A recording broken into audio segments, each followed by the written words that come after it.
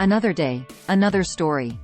Bear baiting, dogfights and gladiatorial combat involving chimps were just a few of the popular, and grisly, animal blood sports in 16th and 17th century England. Near the end of his classic 1606 play Macbeth, William Shakespeare included a scene in which the doomed title character says that his enemies have tied me to a stake. I cannot fly, but, bear-like, I must fight the course. The line might seem inconsequential to modern readers, but for the audiences that watched the Bard's plays 400 years ago, it would have been an obvious reference to one of the most popular pastimes of the day, bear baiting.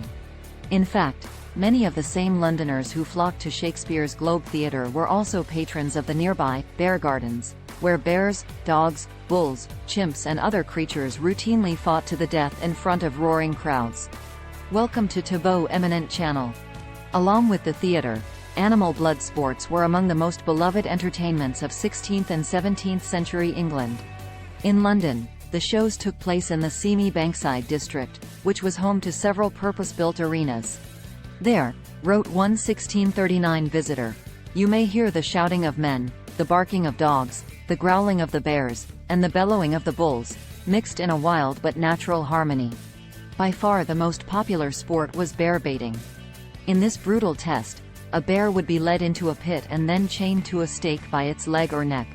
As spectators cheered and placed bets, a pack of dogs, usually bulldogs or mastiffs, would be unleashed into the arena to torment and attack the bear. It was a very pleasant sport to see. The Elizabethan court official Robert Laneham wrote of a 1575 bear baiting. To see the bear, with his pink eyes, tearing after his enemy's approach. With biting, with clawing, with roaring, with tossing and tumbling, he would work and wind himself from them. And when he was loose, to shake his ears twice or thrice with the blood and the slather hanging about his physiognomy. Shakespearean England, which encompassed the late 16th and early 17th centuries, was a time when entertainment took many forms, and some of these included gruesome blood sports. While Shakespeare himself did not directly address these sports in his plays, they were a notable part of the cultural landscape of his era. Here are some of the gruesome blood sports that were popular during Shakespearean England. Bear baiting. Bear baiting was a brutal and popular form of entertainment in Shakespearean England. It involved tying a bear to a stake or chaining it in an arena and setting dogs on the animal. Spectators would place bets on how long the bear could withstand the attack. This cruel sport often resulted in the death or severe injury of both the bears and the dogs involved. Bull baiting. Similar to bear baiting, bull baiting involved tying a bull to a stake and having dogs attack it. The dogs would try to bite and immobilize the bull while spectators wagered on the outcome.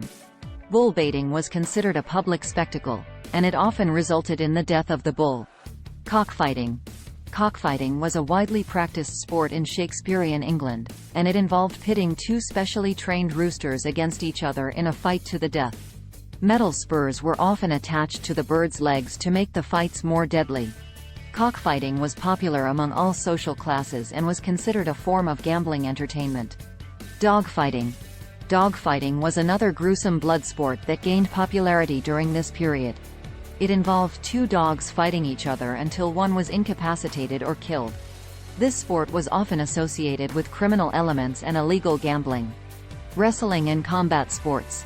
While not as gruesome as some of the other blood sports, wrestling and combat sports were also popular forms of entertainment. These events often featured brutal and sometimes deadly encounters between participants, although they were typically more regulated and less lethal than some of the other activities mentioned. It's important to note that attitudes towards animal welfare and entertainment have evolved significantly since Shakespearean England. Many of these gruesome blood sports have been banned or heavily regulated in modern times due to ethical concerns and a growing awareness of animal cruelty. Shakespeare's works do not explicitly focus on these blood sports, but they often reflect the cultural milieu of his time, where such activities were commonplace. In some cases, characters in his plays may allude to or participate in these sports as part of the broader themes and narratives explored in his works.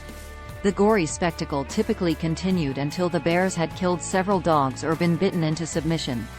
Still, since bears had to be imported from abroad at great cost, steps were usually taken to ensure that they didn't die in the ring. After several bouts, Some of the animals even became minor celebrities.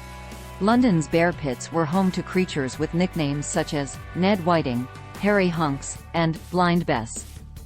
Another famous bear, the Great Sackerson, was even referenced by name in Shakespeare's play The Merry Wives of Windsor.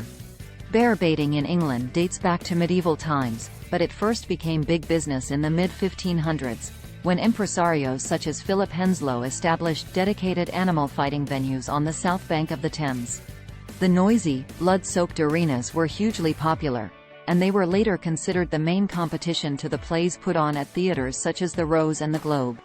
Even after Shakespeare, Christopher Marlowe and Ben Jonson ushered in a golden age of English drama, audiences of all social classes continued to relish the visceral thrills of the bear pits. Queen Elizabeth I was said to be a bear baiting fan, and once organized an exhibition for the visiting French ambassador. King James I, meanwhile, was such an aficionado that he hosted private shows involving polar bears and lions borrowed from the Tower of London's animal menagerie. Along with bear baiting, the English arenas also hosted a range of animal fights that the scholar Stephen Dickey once called a carnival of cruelty. There were rat baitings, badger baitings, dogfights, cockfights and other stomach-turning displays such as staged whippings of blind bears. Bull baiting, in which dogs were set upon chained male cattle, was particularly popular. Audiences delighted in watching the bulls throw the attack dogs into the air with their horns, and it was widely believed that baiting helped make the bull's beef more tender and safe for consumption. Perhaps the strangest show of all involved a chimpanzee, or jackanapes, which would be strapped onto the back of a horse and then set loose into the ring to be chased by a pack of snarling dogs. An Italian merchant who once witnessed the spectacle wrote that, "It is wonderful to see the horse galloping along, kicking up the ground and champing at the bit, with the monkey holding very tightly to the saddle, and crying out frequently when he is bitten by the dogs." While many visitors to the bear gardens considered the violence to be exhilarating and even funny, the blood sports also won their fair share of critics. Puritan ministers and other clergymen denounced the arenas as dens of idleness and vice, and it was said that the games encouraged gambling, drunkenness and prostitution. "There are as many civil religious men here as there are saints in hell," one critic wrote of the bear pits. Others were more disturbed by the violence being perpetrated against helpless animals. After a visit to the bear gardens in 1670, the English diarist John Evelyn pronounced the games a rude and dirty pastime that revelled in barbarous cruelties. Despite the protests of critics, England's animal blood sports continued unabated through most of the 17th century.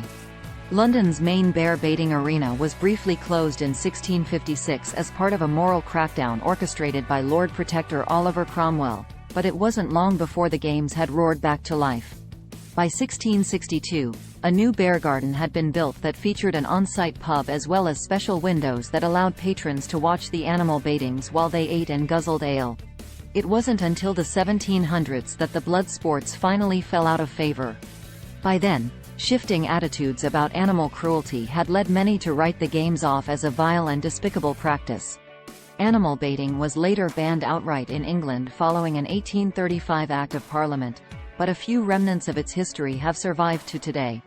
Two streets in South London are still called Bear Gardens and Bear Lane, after the gruesome displays that once took place in the area. The iconic English bulldog, meanwhile, earned its name from its past use as an attack dog in bull and bear baiting shows. A tempestuous bet. In the bustling streets of Elizabethan London, amid the aromatic mix of spices, waste, and people, a group of friends gathered at the White Swan Tavern.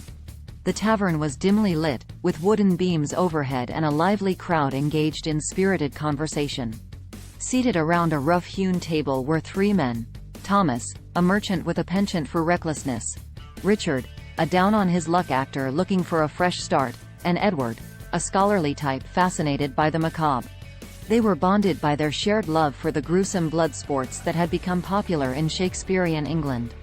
Thomas slammed a tankard onto the table, sloshing ale onto the worn wooden surface. "I've heard tell of a bear baiting match in Southwark this weekend," he declared, his eyes alight with excitement. Richard arched an eyebrow. "Bear baiting, you say? And what stakes are you proposing, Thomas?" Edward, ever the scholar, interjected. "How about this? We each wager a sum of money on the bear that lasts the longest against the dogs. The man with the most coins in his pocket by the end of the match wins the pot. And so, the trio sealed their grisly bet. They would attend the bear baiting match on Saturday, each armed with their coin purse. As they entered the raucous arena on the outskirts of Southwark, the stench of sweat and anticipation hung in the air. The bear, a massive creature with matted fur, was led into the arena, its eyes filled with fear and resignation. The crowd cheered as the first pair of ferocious mastiffs were set upon the hapless animal. The brutal spectacle unfolded before their eyes, and as the dogs tore into the bear, the men couldn't help but wince at the gruesome sight. Yet, they were bound by their wager and couldn't tear their eyes away. Hours passed, and the bear's strength waned, but it fought valiantly against the relentless onslaught of dogs.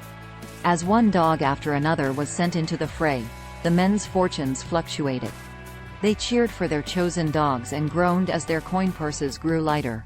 Finally, the bear succumbed to exhaustion and injuries, collapsing in the center of the arena.